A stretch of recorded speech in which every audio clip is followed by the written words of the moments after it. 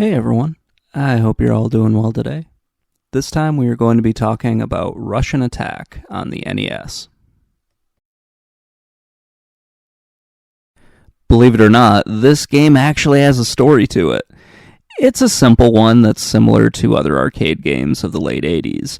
It just tells you who the bad guys are, that you're the good guy, and that you have to stop them from doing something.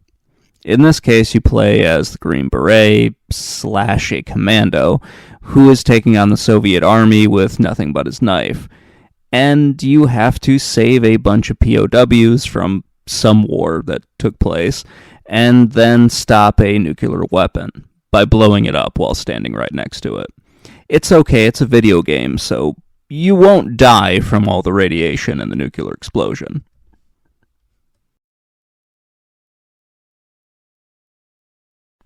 This is an early side-scrolling beat-em-up that's similar to games like Kung Fu, Altered Beast, or Bad Dudes. You move your character from left to right and fight waves of enemies. There's some projectiles that you need to avoid, and it does test your reaction time at certain stages where it'll throw enemies from both sides, causing you to have to very quickly move back and forth. This is probably the first issue that I have with it. You have to press up to jump, which can cause a bit of a problem when you're trying to turn around quickly, as your thumb might hit the jump button. It's really goddamn annoying, to be perfectly honest, but they didn't have a whole lot of options on the NES controller, as both the A and B button are used for your weapons. B is your standard knife attack, and A is going to be used for any other weapon that you pick up, which I never really found them as necessary as I needed to, but they do come in handy, especially when you're fighting flying opponents.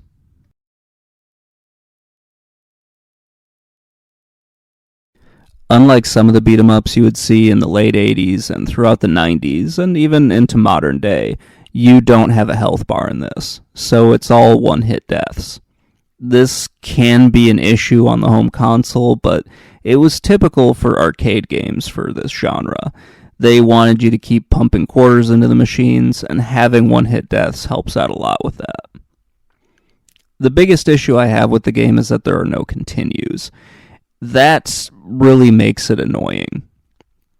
You have a set number of lives, and once that's done, you have to restart all over. And yeah, it's not a deal breaker for games like this, but when I'm going back to revisit them, it's rather annoying, as you spend so much time on those first couple of levels that you don't really get to experience everything before you get frustrated and move on.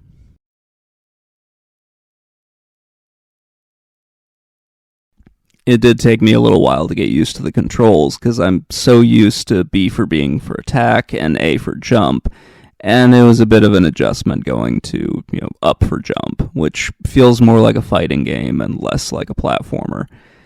And it does cause an issue when you need to do some rather precise jumps and you can't really time it right, or you find yourself walking onto a landmine when you don't want to, because you have to press over and up at the same time. So how do you fight off waves of suicidal enemies that usually charge at your character?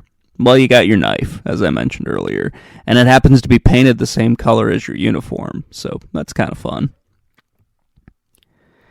You also have a few other weapons, as I talked about earlier. You have a rocket launcher, you have a grenade launcher, and a flamethrower.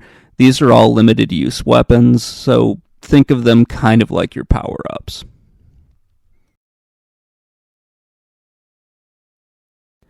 There are only 4 levels here. You have the marshalling area, the harbor, the airbase, and then the Siberian base. They're fine for what they are. It's not really anything special. You don't really have enemies that you have to fight. It's just different enemies that come on. Sometimes they come in waves. Sometimes it's a group of 2 or 3 of them. Or it's going to be an enemy that you'll see later on in the game as well. It's fine for what it is. The gameplay is alright. There are a few annoying parts to it, but those are kind of the result of this being a port from an arcade game. It does kind of remind me of, other games that I've rented that Konami has made. So it's a fun game, and it would have been a fun weekend rental for me back in the day.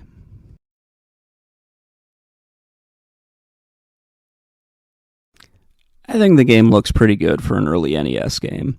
The graphics did take a hit when this was ported to the home console, and each stage looks good, but the layouts are kind of simplistic. There's not a whole lot going on here as you just walk along the bottom of the screen, and if you want to, you can go up to the other platforms that occasionally appear, but it's not really needed. This is fine for an early NES game. It's not anything special, but it's a pretty fun game to go through. While you can compare it to other arcade platformers and beat-em-ups from the time, it's kind of an average game.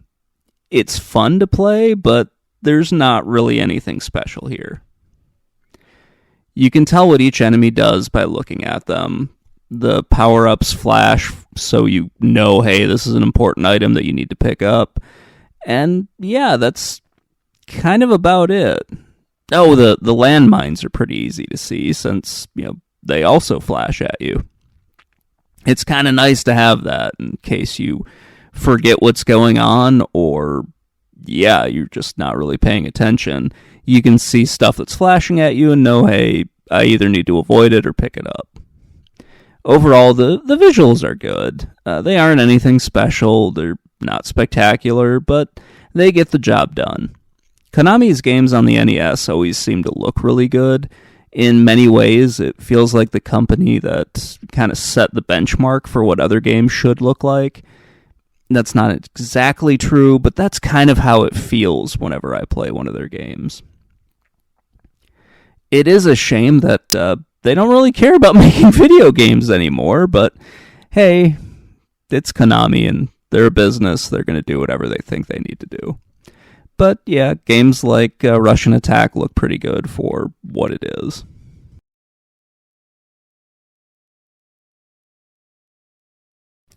I think the gameplay and the graphics for this game are both pretty good. They're not really enough to elevate it into, classic NES categories or say it's better than a lot of the other games on the system, or really to say this is somehow a forgotten game that needs to be revisited in some way. It's would have been a nice weekend rental back in the early 90s, and it would have gone along with stuff like Iron Tank or Jackal or a bunch of the other SNK and Konami games that you may have rented and don't really remember too much about until you revisit the library later on. My biggest dislikes are just that you have to press up to jump, because that's really annoying. I don't really like the limited use weapons. I personally would have liked it if you had gotten a machine gun or something. I think in some ways I wanted this game to be Contra, and that just wasn't in the cards. And having just no continues was very annoying. You would have expected them to at least have given you like 3 continues or something like that, which is what they did with some of their other like run and gun and beat 'em up games, but here it's just I think it's 5 lives if I'm remembering correctly, and then you're done. You can pick up extra ones along the way, but having continues would have been just a much better thing for them to do. Kind of like a quality of life thing for the player, or something like that.